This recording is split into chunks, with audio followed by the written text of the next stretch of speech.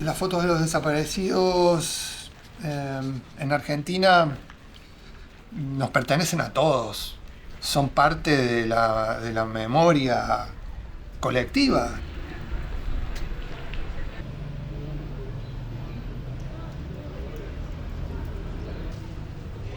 Esas fotos siempre son pocas, únicas, perdiendo el color, arrugadas. Siempre son brutalmente hermosas, sonrientes, llenas de vida. Duelen.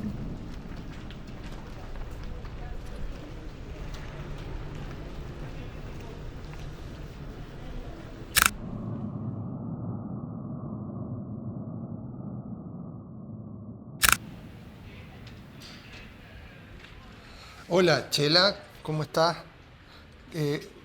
Gabriel es mi nombre, Gabriel Orge, yo soy de Belleville y me pasó su contacto Ani Ferrari, porque yo vengo haciendo un trabajo sobre personas que han sido desaparecidas y que han sido asesinadas durante la dictadura. Vengo haciendo como un proyecto artístico donde proyecto imágenes de esas personas en distintos paisajes, ¿no? Así que, bueno, nada, si vos podés como consultar con tus hermanos.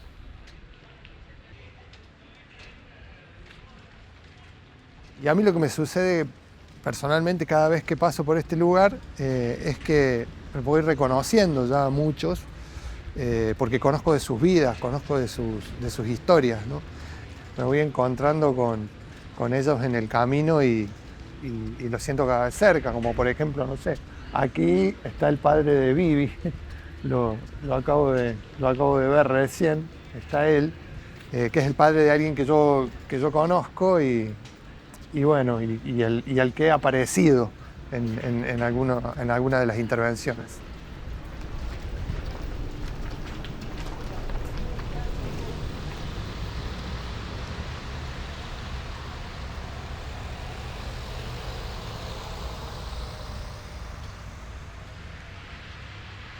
¿Y vos te acordás que había como ventanas? Claro, eran las ¿Cuántas ventanas? eran las puertas ventanas del comedor, digamos, porque era una casa antigua, pero...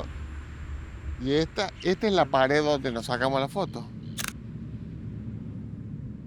Yo había sido secuestrada en mayo de 76. Toda mi familia no tenía la menor idea de dónde yo estaba.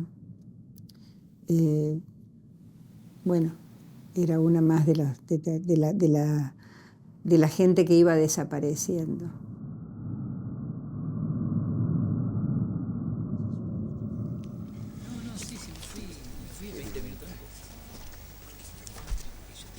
Surgiano del debate. Señor secretario, hacemos pasar a la testigo Ana Beatriz Iliovich. por sus creencias. ¿Jura decir verdad de todo cuanto sepa y sea interrogada? Sí, juro. Siéntese, por favor. Había una mujer barriendo la vereda y un hombre se acercaba caminando. Era sábado, 15 de mayo, con muchas hojas secas. Anduve las calles para encontrar al compañero.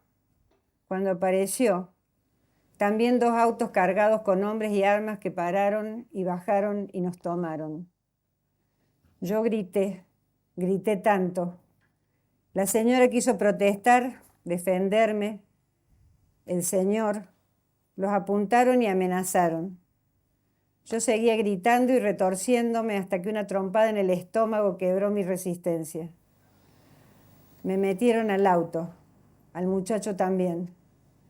Era sábado, mayo, otoño, hojas secas de esas que yo amaba. Allí en ese lugar, en esa calle de Alta Córdoba, frente a esa señora que quiso ayudarme, empezó la muerte, empezó la perla. Acá están mi papá, yo. Muchas veces me pasa que tengo que decir que esta soy yo, porque claro, ya nadie sabe cuál de todas estas mujeres soy yo, esta soy yo. Es la familia junta, reunida, digamos, qué lindos, por fin se juntaron, digamos, ¿no? Eso es lo primero que se ve. Esta es mi abuela, mi queridísima abuela que me bancó tanto, mi cuñada, mi hermano mayor, mi tía Ana, mi hermanito Elisandro. Bueno, yo tenía con él un vínculo muy fuerte porque cuando él nació yo tenía 15 años, entonces lo crié mucho, la ayudé mucho a mi vieja a criarlo, a alimentarlo, a jugar. Jugábamos mucho, yo fui él fue un regalo de la vida cuando nació. Alguien que mira un poco más, ve la fecha.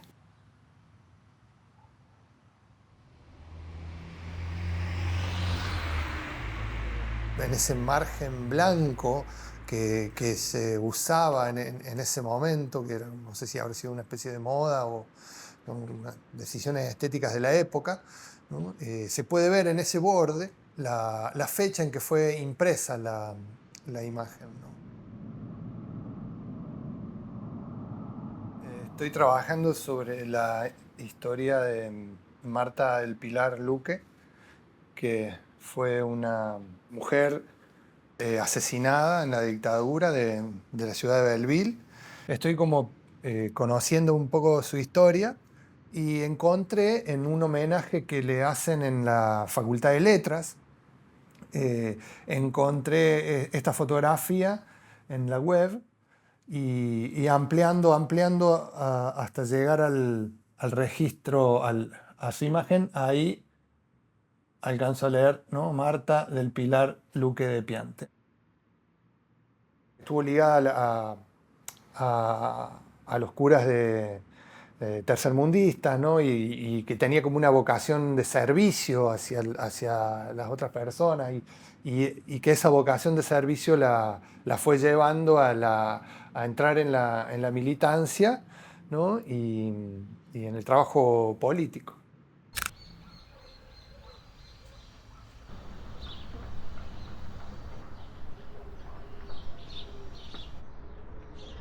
Siempre pensé que el libro que fuera a publicar tenía que tener esta foto. Que es muy difícil explicar esta situación. Es una situación tan paradójica, tan surrealista, tan increíble, que estemos ahí comiendo tallarines, como si no pasara nada, y está pasando todo el horror del mundo. Y a mí me parece impresionante porque de alguna manera siento que en esas caras eso se expresa, que hay un como si sonriéramos, hay un como si estuviéramos en familia, pero en el fondo estamos absolutamente angustiados, asustados y aterrados.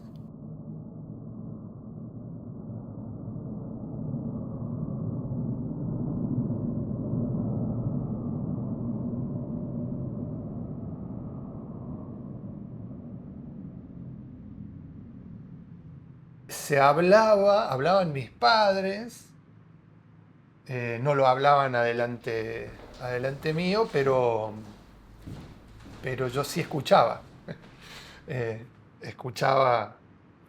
Escuché conversaciones y entonces a partir de eso yo tenía alguna idea de lo que estaba sucediendo.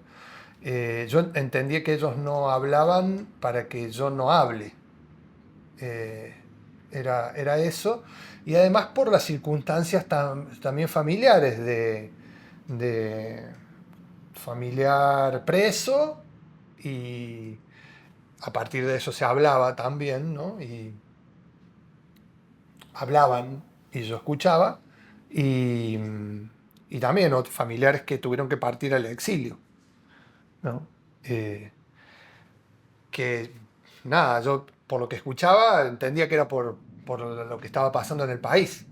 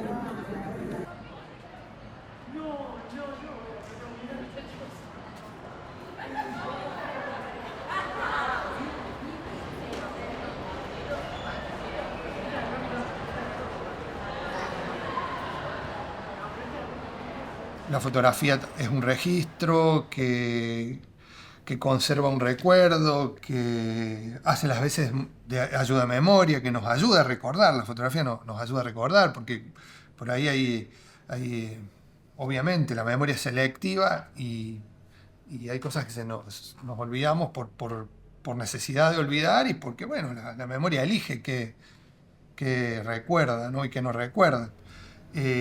Nosotros también creo a veces tenemos la capacidad de decidir sostener algo en la memoria o dejar que se diluya.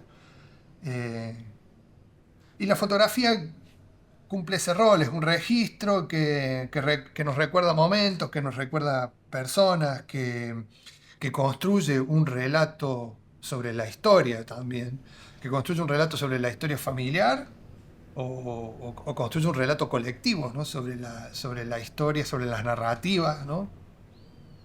No, a mí me impresiona el amor de mis viejos, ¿no? Y en esta foto es impresionante. Estos son mis hijos y esta foto es muy tierna, ¿no? Así eran ellos, con todos, ¿no? Con los hijos, con los nietos. Mi vieja, el Lisandro gordito, hermoso, chiquito, que acá habrá tenido, no sé, 8 meses más o menos. Ay, nosotros teníamos un Falcon verde, qué auto de mierda. Y este es en el Parque Tau de Belleville. Estoy yo en el río, se llamaba El Diquecito, esta zona. Íbamos todo el verano a bañarnos ahí. y nos juntábamos con los amigos. El río en Belleville es el pulmón, es de donde uno respira.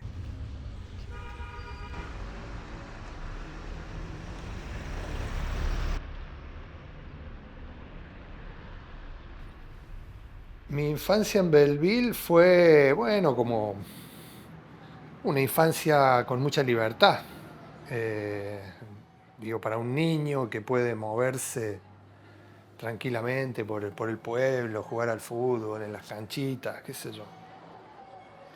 Mi tío Ovidio fue una persona también muy cercana, fue quien me enseñó a nadar en ese río, ¿no?, que atraviesa la ciudad, y me enseñó a nadar en contra de la corriente. Me hacía bracear, ¿no?, en contra del río, ¿no?, en contra de la corriente. Entonces de esa manera yo podía flotar, ¿no?, y de esa manera aprendí a nadar. Y en ese lugar donde él me enseñó a nadar,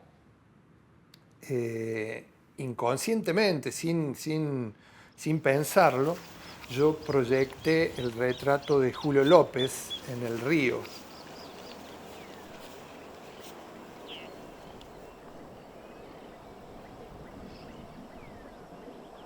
Julio López declara, en los días posteriores de su declaración, vuelve a desaparecer. La idea era como hacerlo aparecer en la naturaleza, ¿no?, rodeado de agua, de cielo, ¿no?, y la barranca del río. En el gesto de la foto que tomó Helen South, instalada en este espacio, no sé, podemos pensar que está emergiendo o que se está sumergiendo, ¿no? Hay quienes por ahí pensaban en el agua y relacionaban el agua con el Río de la Plata, y relacionaban el agua con los vuelos de la muerte, ¿no? Y eso. Yo, como conté antes, elegí el lugar por una proximidad personal, no por la historia de Julio, sino por mi historia.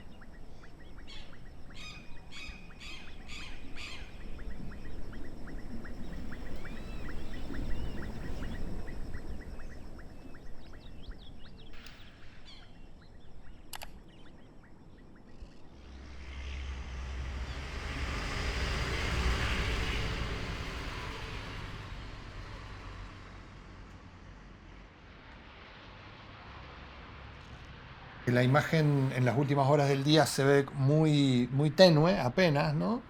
Y a medida que empieza a oscurecer se vuelve cada vez más luminosa, más brillante. Y aparece también una analogía con la imagen que aparece en el revelado, ¿no? En este caso sería como que la noche revela, ¿no?, lo que el día no deja ver, ¿no?, o lo que el día esconde, ¿no? Y se vuelve visible y se vuelve luminoso, ¿no?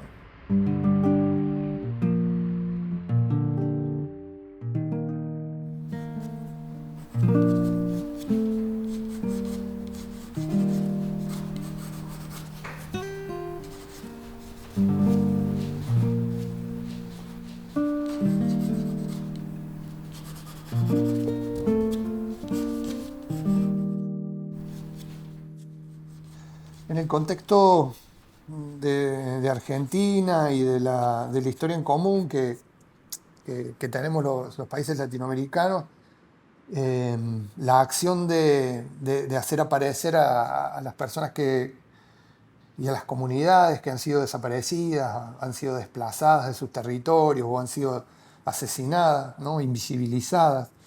Creo que tiene que ver con el gesto de activar la memoria, de sostener el recuerdo, y eso, ¿no?, para que no suceda lo que ha sucedido, ¿no?, y seguir celebrando la vida a pesar de la muerte.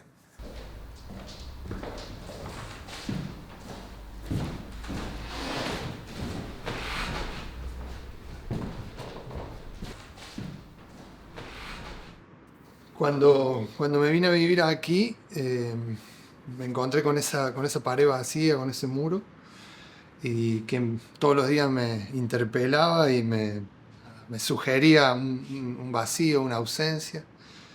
Y, y bueno, con el tiempo de observarla y de mirarla, decidí como ocupar con una proyección ese muro vacío, ¿no? Con las ausencias que habitan nuestra historia, ¿no?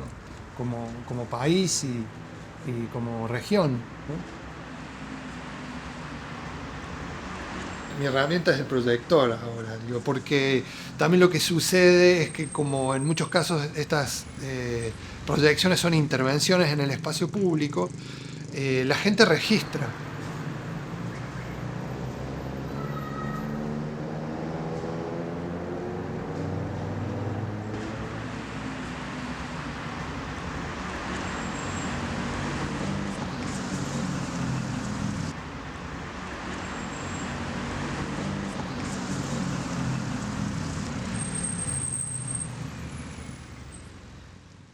He trabajado mucho con las dictaduras latinoamericanas o del Cono Sur.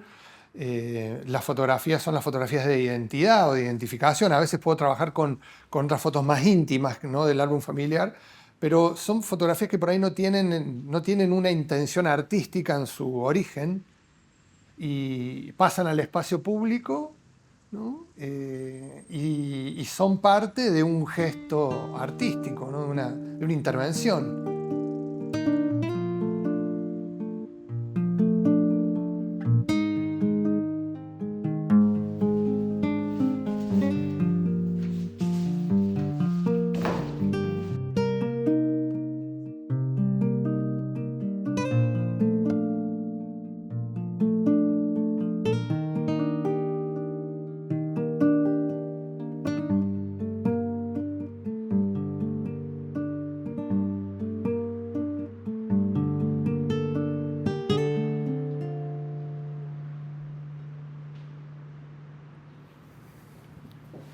Este dibujo lo hice a partir de una fotografía de mi primo César, una fotografía que pertenecía al archivo de extremistas, que está en el Archivo Provincial de la Memoria.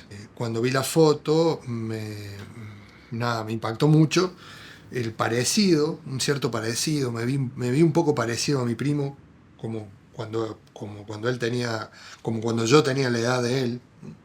Estaba con los ojos vendados, ¿no? Y le sacaron la venda y las luces que usaba el fotógrafo para hacer la foto lo encandilaron, ¿no? Entonces estaba encandilado. Y también me impresionó eso y me llamó la atención la sombra, ¿no? De la luz frontal y la sombra profunda y negra, ¿no? sobre la pared, que dibujaban como el perfil, la silueta de él, ¿no?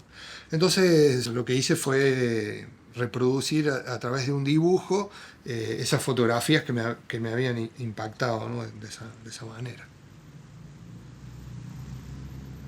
Esta es La Perla, el centro clandestino de detención de la dictadura, uno de los más grandes aquí en Córdoba.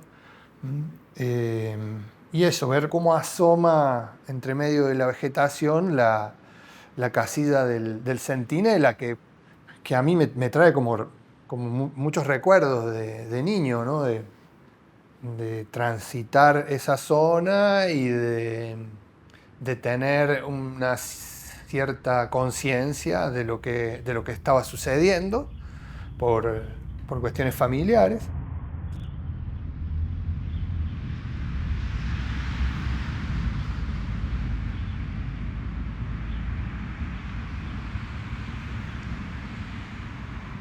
Si me permito recordar, aparece todo, todo. La cuadra, el tabique en los ojos, la olla enorme con comida asquerosa, la colchoneta mugrienta, la indiferencia, la pérdida de la identidad, miedo, terror, días, meses, años de ojos vendados escuchando gritos, esperando la muerte. Ni aún en los peores momentos del campo apareció la idea de Dios. Ser sobreviviente da vergüenza. Respeto el miedo a saber, entiendo el prejuicio, entiendo que es más fácil pensarnos muertos, héroe o mártir. Después, y por mucho tiempo, fue la nada. No sentir, no pensar. Estar entregada esperando el camión. Solo veía, por debajo de la venda, por una ventana bien alta, un pedacito de cielo.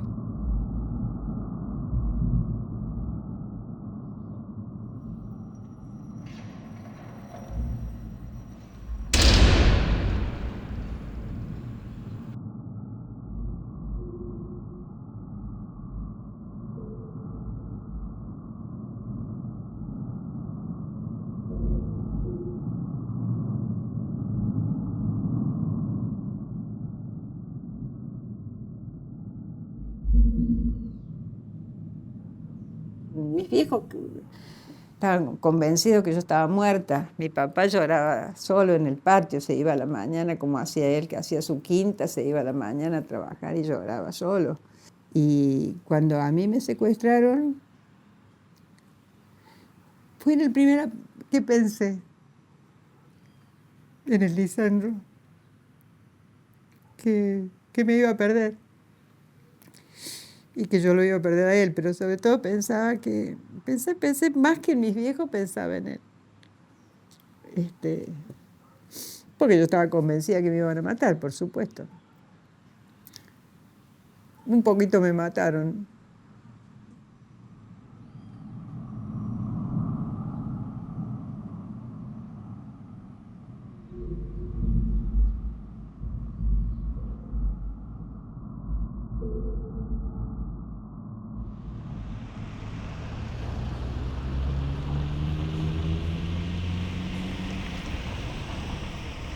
Mamá hizo todo un trabajo para que nosotros, para que yo, que tenía 5 años, y en esa foto 6, y después 7,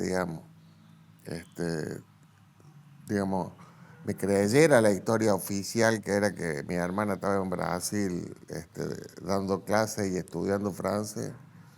Y entonces se tomaba el trabajo de escribir cartas que ella me mandaba, o le mandaba, o me mandaba a mí.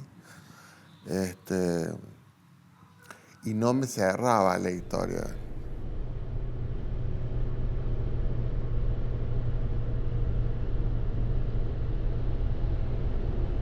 Mamá le escribía cartas mías desde Brasil que recibía y que le leía a Lisandro. Ustedes pónganse en la cabeza de un chico que vive en el medio de una mentira, pero que además tiene algunos contactos o algunos impactos así con la realidad, pero que no los puede decir. Entonces se generó toda una historia de que yo le llamo culto a la mentira. Eso es tema de terapia todavía para mí. Pero eran una especie estaban en la mitología familiar, digamos, ¿no? Las cartas de Brasil.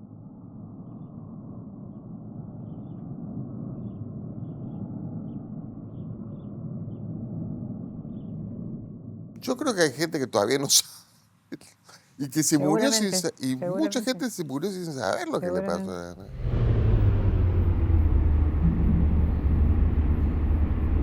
De Ana yo no me acuerdo. Sí me acuerdo de los padres, del padre de Ana y de la madre de Ana, de los tíos, de los primos de Ana, pero de ella no.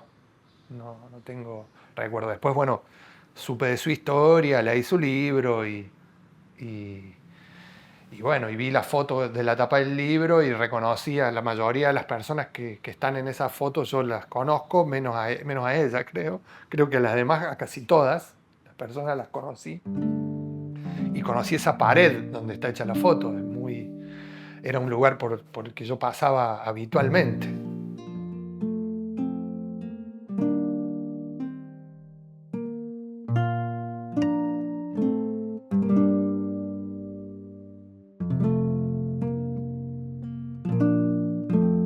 antes voy a hacer unas pruebas sobre las estructuras de hilo con esta imagen.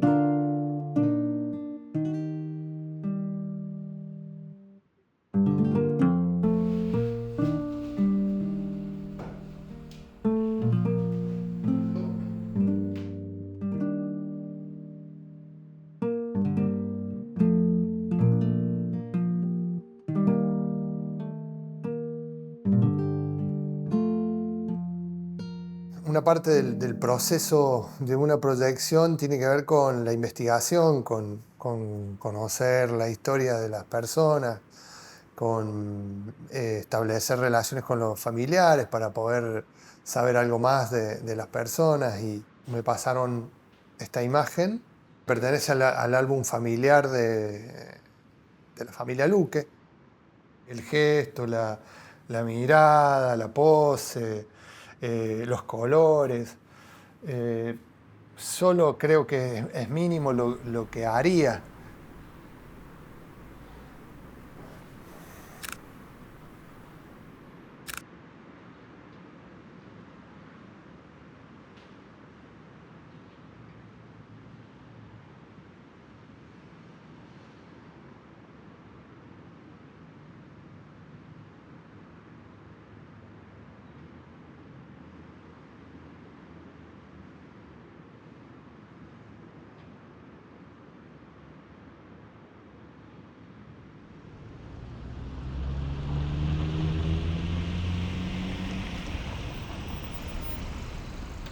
Y después de pensar la intervención, ya la acción misma, imagino varios lugares. Por ahí digo, el hecho mismo de que ella haya habitado la ciudad, se me ocurre que puede aparecer en cualquier rincón de la ciudad que de alguna manera cuente algo, ¿no? Y una de las ideas de la proyección era hacerla aquí en la escuela donde ella estudió. Simbólicamente me parece potente, pero técnicamente es muy difícil hacerlo porque hay árboles que se interponen con la fachada, entonces no complican la cuestión formal, ¿no?, de la imagen.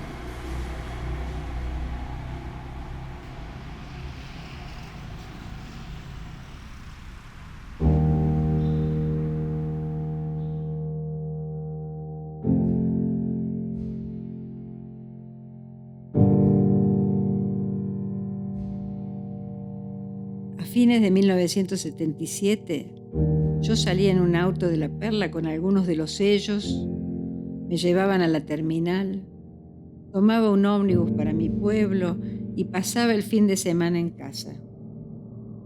Hacía lo que quería, hablaba con quien quería.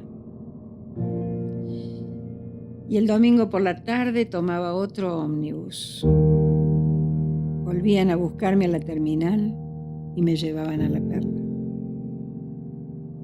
Esto hacían con alrededor de 17 sobrevivientes. Nunca salimos todos el mismo fin de semana. De hecho, dejaban a la mitad como rehenes. Si uno no regresaba, nos mataban. ¿Por qué me salvaron? Fui la única secuestrada con apellido judío que se salvó de La Perla. Eran antisemitas, algunos explícitamente nazis. Tengo la impresión de haber sido el amigo judío que todo antisemita invoca. La excepción que confirma la regla. La pregunta es, todos los sobrevivientes lo sabemos. ¿Y vos? ¿Por qué estás vivo? Les digo, no es para tanto. Una tiene una buena parte del alma destruida. Nunca se sale del todo de un campo de concentración.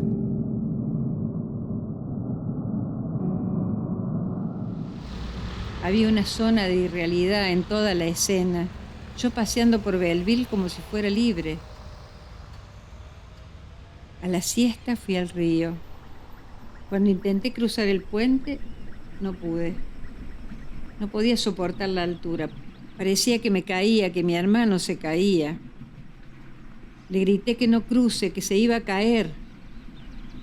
Parecía que en ese puentecito del río Tercero se había juntado todo el miedo.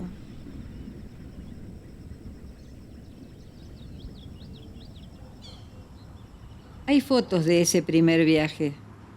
Mis viejos me sacaron muchas fotos para constatar que yo había estado allí, que estaba viva.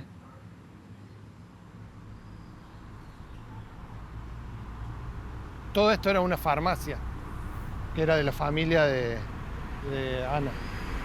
No recuerdo si había alguna ventana, pero si había alguna ventana, había una ventana chiquita. No sé, es como que todo era pared.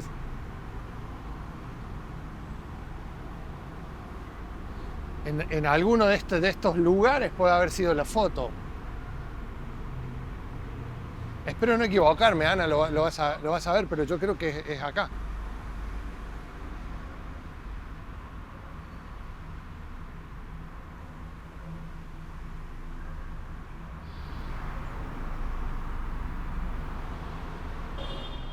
Y acá es donde nos sacamos la famosa foto. Para mí la fecha es absolutamente significativa, porque yo en esta fecha estaba secuestrada, seguía secuestrada, y estaba rodeada de mi familia en la casa de mi tía. Y para mí eso implica que la perla estaba acá, que estábamos todos secuestrados en realidad, que ninguno era libre de tomar ninguna decisión. Eso, que la Argentina era un vasto campo de concentración. De alguna manera lo que quiero transmitir con esta foto es el terror sembrado en toda la sociedad. El miedo milimétricamente establecido en cada cuerpo, en cada palabra, en cada cosa guardada, escondida, no dicha. Bueno, esa sonrisa es la sonrisa de mi vuelta. Creo que de todos los que están ahí, el que más sonríe es él. Hay una cosa que quiero contestarte de la última vez que hablamos sobre esa foto, que fue que yo soy el único que está sonriendo. En realidad yo estoy, más que sonriendo, estoy en un estado de shock, porque fueron muchas cosas juntas el mismo día. O sea, yo llegué de noche, así que ya estaba durmiendo. A la mañana siguiente lo fuimos a despertar. Y me abren la puerta y aparece una persona que es mi hermana, a la cual yo no había visto durante 2 años o 2 años y medio, y que era 2 años y medio, ahora lo sé, y que era el objeto de todas las conversaciones, pero que estaba ausente. Me acuerdo perfectamente cuando abrió los ojos y me vio y se me tiró y me pegó un abrazo así impresionante.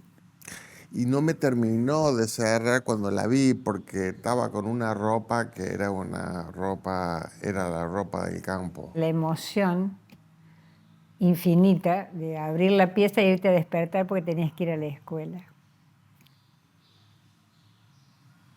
Y entonces yo te acompañé a la escuela y vos me presentaste tu señorita con Sí, una emoción y la directora y la impresionante. vicedirectora. Era raro, todo era raro. Todo era una cosa extrañísima la sensación. Pero sí me acuerdo de la intensidad del abrazo.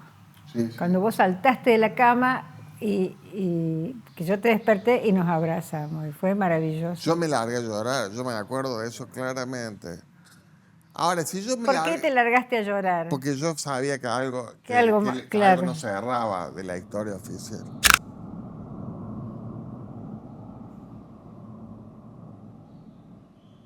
O sea, es muy, muy impresionante. O sea, yo salía de un lugar donde la gente se la torturaba y la mataban. A mí también. Y estaba en una escuela primaria, como si no pasara nada. Eso es lo más espantoso.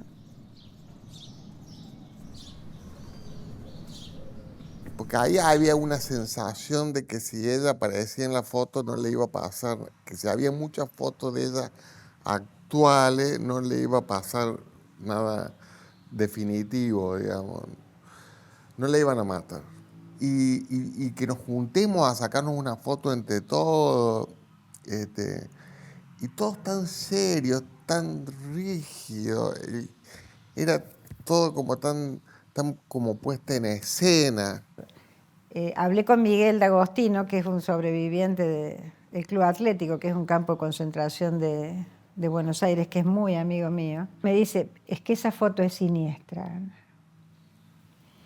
Y me impresionó él, que entiende de qué estamos hablando, que usar esa palabra para calificar esa foto, y me pareció muy buena la palabra, porque es siniestra.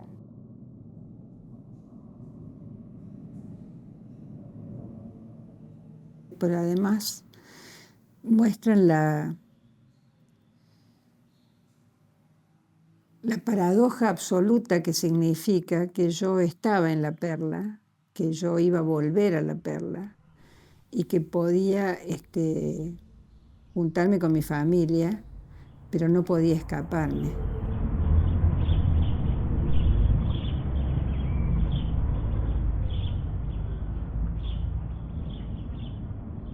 Nosotros volvíamos a La Perla y en La Perla seguían torturando y matando gente. Recién en marzo me dejaron salir de La Perla, o sea, en marzo del 78. O sea, fueron muchos meses con esa situación de ambigüedad enloquecedora, ¿no? Y yo en esos meses me empecé a estar cada vez peor físicamente, ¿no? Me faltaba el aire, totalmente me ahogaba, me asfixiaba, me faltaba el aire, ese era uno de mis síntomas, ¿no? Y lo otro era que tenía las manos así todo el tiempo y me lastimaba las manos todo el tiempo.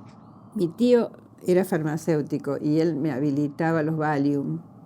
Entonces yo me llevaba Valium a La Perla y tomaba Valium para poder soportar.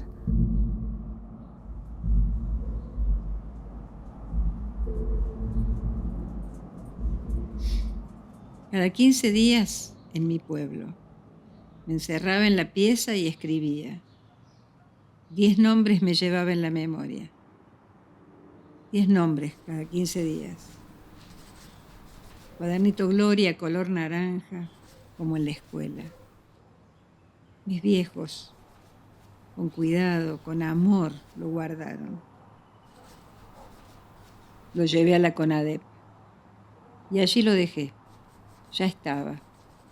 Ahí estaban los nombres que no pudieron borrar. Fue mi primer testimonio. ¿Cómo es que usted veía esas listas? ¿Qué nos puede profundizar de cómo usted veía las listas y cómo confeccionaba usted estas listas? Ya nos dijo que cada tantos días anotaba tantos nombres, memorizaba y los llevaba. El cuadernito yo lo empiezo con nombres que llevé en mi memoria. Algunos porque los tenía claramente porque era gente que yo conocía, y en otros que fui recordando para guardarlos allí. Y al final, yo hice eso varios meses, al final copiaba directamente y guardaba en algún papelito que me lo metía en algún bolsillo, y cuando llegaba a mi casa lo vertía en ese cuadernito Gloria, que mi papá guardaba con mucho coraje en una caja fuerte.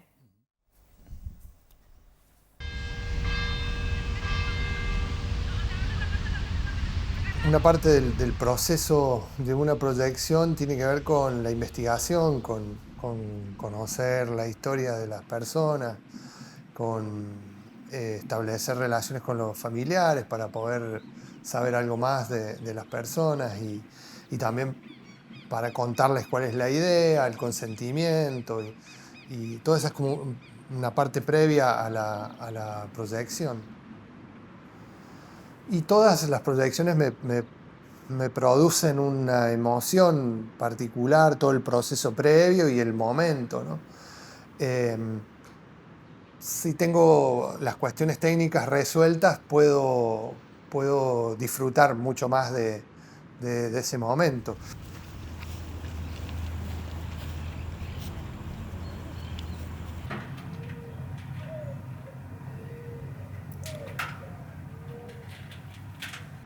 No, estamos con un problema, no hay electricidad, así que estamos a pleno viendo cómo resolvemos esto.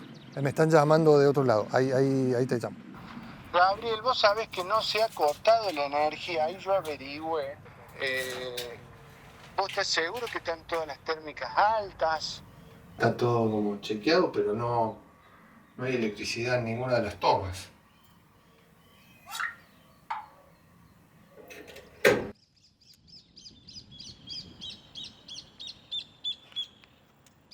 ¿Piensa vos que Marta tiene una forma de no...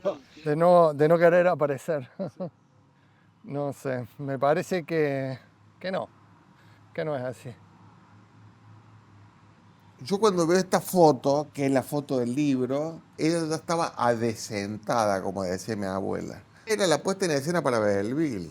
Ya le habían puesto ropa nueva, ya la habían bañado, ya la habían cambiado. Y yo tengo la sensación de que sobreviví bastante entera con todas las dificultades y terrores y paradojas que quedaron en mi cabeza gracias al infinito amor de ellos y a la manera sabia de cuidarme y de tratarme cuando empecé a salir y lo que soportaron. Soportar que a su hija al día siguiente se la llevaran de nuevo a La Perla, a un campo de concentración.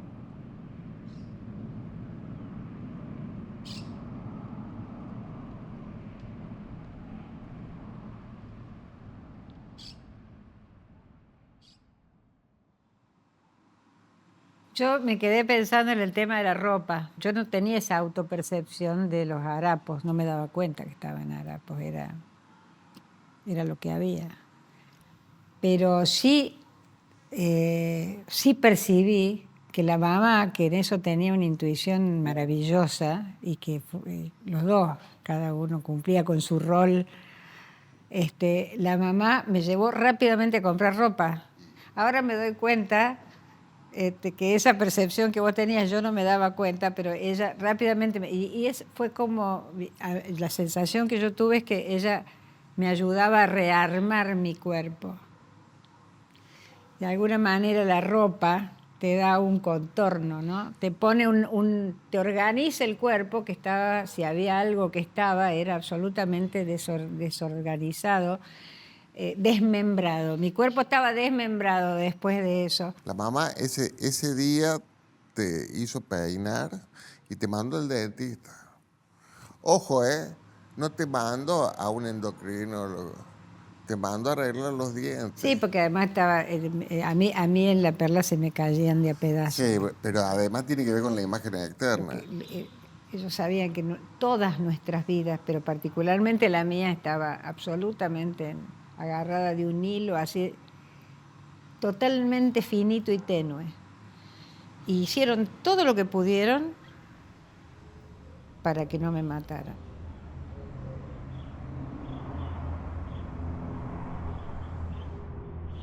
Ellos eran de Belleville y en Belleville ocupaban un lugar y una posición social. Y como nunca dejaron de ser eso, no se permitieron, entre comillas, lo que voy a decir, jugar con la verdad. No se lo permitieron. Mi mamá se murió sin contar en Belleville que ella había sido desaparecida. No podía hablar de eso. La mamá no definitivamente no podía hablar de eso. Cuando ellos se vienen a vivir a Córdoba, ellos se liberan. Sí. Totalmente. Y entonces, eran absolutamente infaltables en las marchas del 24 de marzo. Supuesto. Era gente que tenía en ese sentido una posición clara y explícita frente a la dictadura, pero muy explícita. Muy explícita. Acá estoy con mi mamá. cuando volví del Perú. Estábamos tan ilusionados con la primavera alfonsinista. Era linda mi vieja, una hermosa mujer. Siempre arregladita. Cuando vos tocabas el timbre de su casa, ella se pintaba los labios y te atendía con los labios pintados. Siempre arregladita. Por ahí puede sonar como que ellos querían mantener el estatus o la posición social. No, ellos lo hicieron porque Por el objetivo protegernos. de ellos era primero salvarla a ella, Sí. salvarle la vida a Sí, ella, literalmente, sí. incluyendo las fotos. Sí.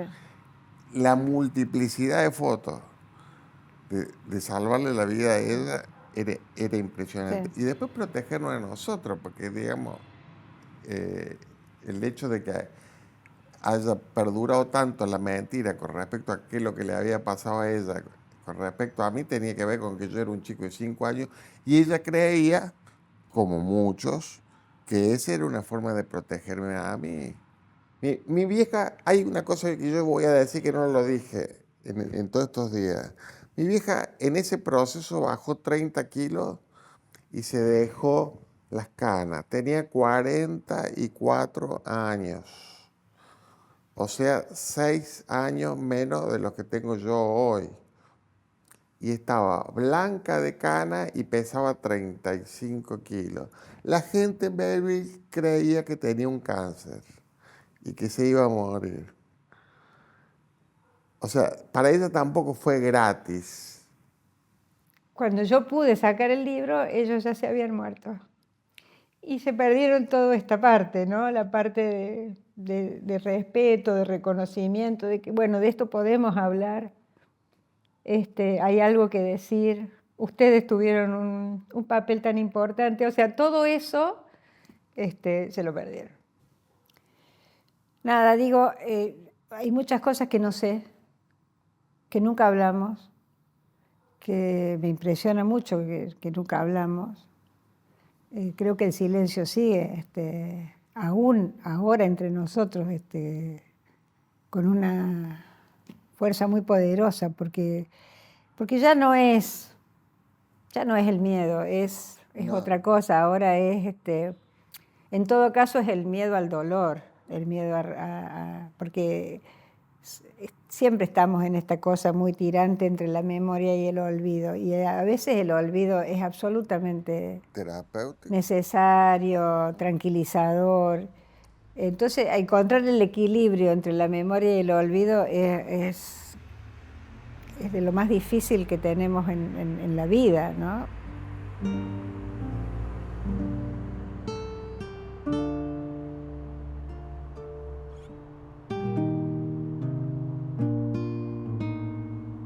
Y en este banco, que no era de cemento, eran bancos de madera, pero de madera vieja. Acá fue donde mi mamá me contó la historia de Ana. A las 2 o 3 semanas de recuperación de la democracia en el año 83.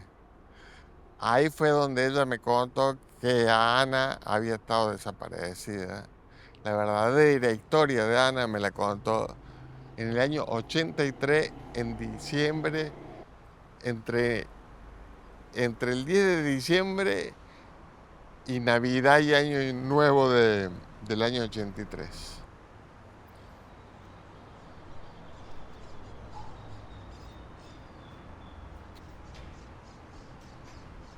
Vos sabés que cuando venimos acá me impresiona mucho estar en este lugar con vos, porque me acuerdo lo que me pasó la primera vez que salimos a caminar juntos, vos eras chiquito, íbamos al parque a pasear Claro. y de pronto vos te avanzaste un poco hacia la pasarela y yo sentí un vértigo espantoso y te dije, no, Lisandro, no cruces, y vos te diste vuelta, ¿te acordás?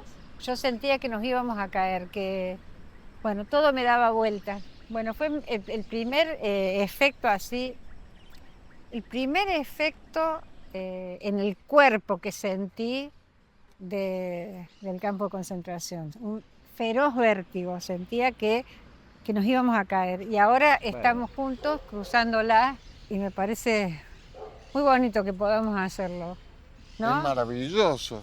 Muy bonito Es que podamos maravilloso. hacerlo. Eso, de poder cruzar sin miedo. Bueno, cruzar la pasarela de Belleville es un símbolo. Exactamente. Pudimos cruzarla. 40 y pico de años después pudimos cruzarla. Maravilloso. Sí, y juntos.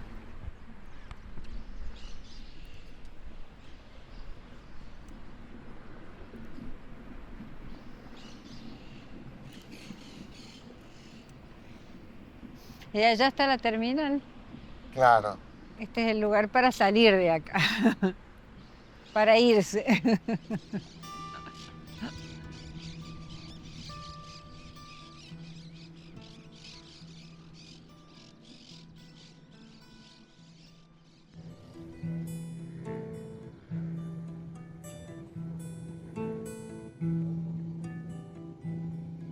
Este mundo que habito es tan brutal.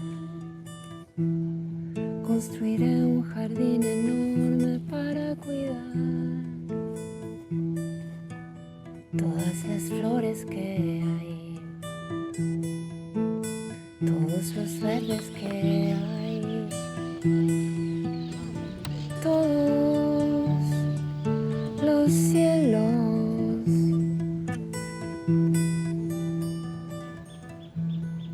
La amenaza del olvido es fatal. Construiré memoria para no olvidar todas las flores que hay, todos los verdes que hay, todos los cielos. Salió muy bien. No sé qué habrá pasado en las cabezas y en los corazones de esas personas en ese momento.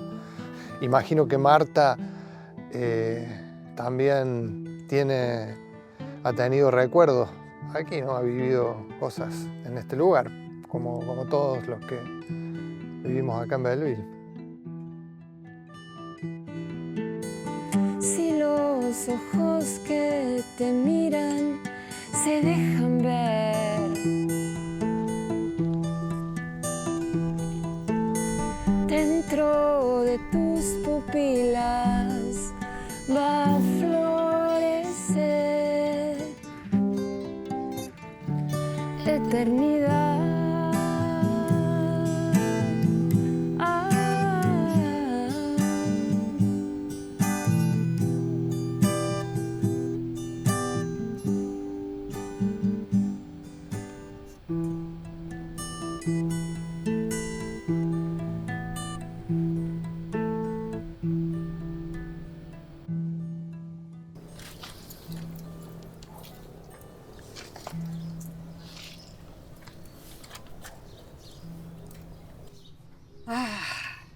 Qué cosas me hacen sentir orgullosa. Qué preguntas, qué temón. Tiene que ver con el trabajo, con haber encontrado un hilo de continuidad entre las cosas por las cuales empecé a militar, por las cuales luché, por las cuales me secuestraron, por las cuales me mataron de alguna manera, por las cuales mataron a toda mi generación, que era una lucha por una sociedad más justa. Acá estoy embarazada de la nana y lo tengo al nano. Cuando siento que pude hacerlo, que pude parirlos, que pude criarlos, después de tanta muerte, no dejo de sentirme orgullosa por haberlo logrado. Porque es apostar a la vida, como sigo haciendo.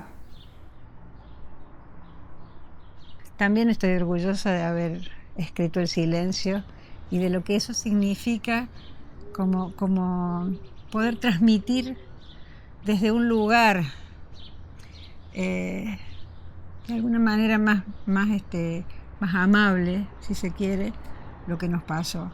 Que los chicos lo puedan leer, que las chicas lo puedan leer, que que se sientan identificados con nuestra generación y que no sea algo que pasó allá hace siglos, sino algo que todavía está presente, que existe, que insiste, que todavía duele y que no hay que permitir que vuelva a pasar. De eso estoy orgullosa.